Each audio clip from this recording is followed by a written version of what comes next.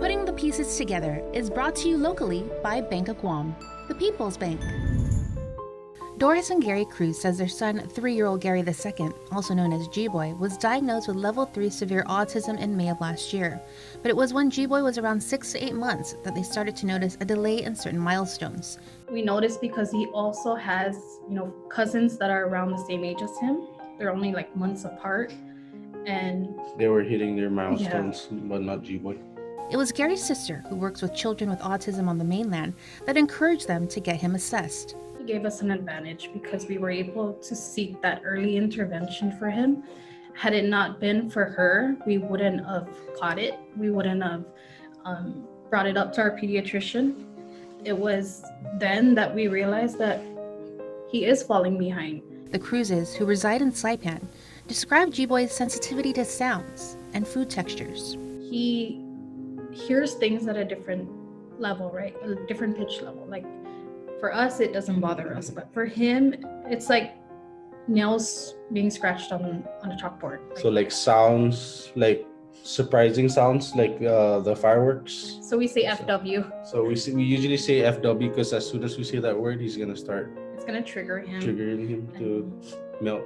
Yeah, he's gonna fall into a meltdown. Just fries is his favorite. He loves French fries. I mean, if he can eat that every day, he'll eat that every day. Yeah. Bread. Yeah, bread. He loves soup. bread. He loves soup and rice. But his favorite food is actually miso soup with rice.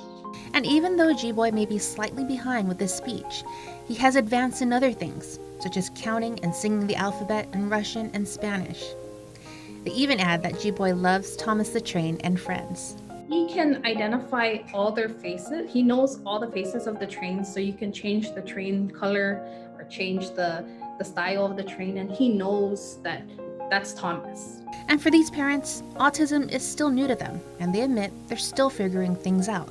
But it's really a blessing. I think everybody that has a child with autism is actually blessed from God. I mean, and they make you see life in a whole different way. Yeah, like our son, we are truly blessed to have him. I believe that we needed him. Yeah, it's very humbling. When asked if Saipan is lacking when it comes to resources, I believe there are a lot of services out here. I think the only issue will be the awareness and education of those services available.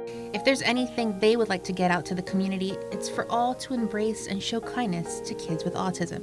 This is not a disability. Like, they have special abilities. Like, who knows? One day he'll be a scientist. Like, children on the spectrum are gifted in different ways, right? So we embrace that. We look forward to the man who will be. Reporting for KOM News, I'm Jonah Charfris. Putting the pieces together is brought to you locally by Bank of Guam, the People's Bank.